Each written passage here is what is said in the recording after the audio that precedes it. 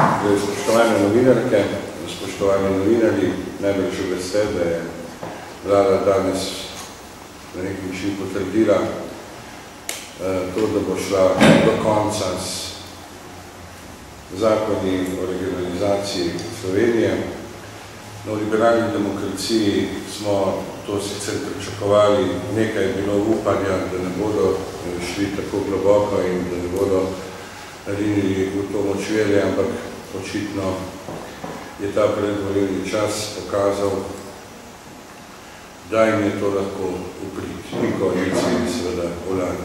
Kljub temu, da so referendumski izidi bili takšni, da jih pravzaprav ne moremo šteti ravno za dobro.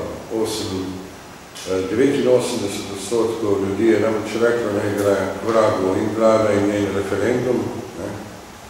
No, od tistih 11% pa jih je bilo, mislim, da 6,2% za to rešitev, kakršna je bila predlagana.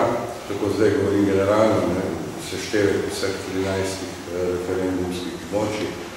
Ostali so bili pa odločili proti.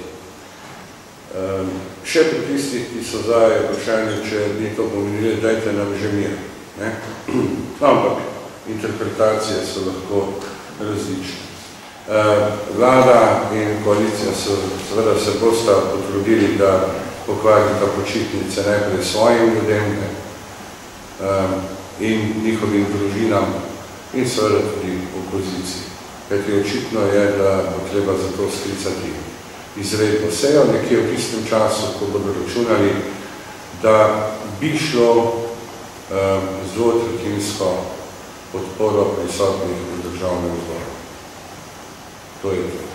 Zdaj, kdaj bo pa to, pa nihče ne ve.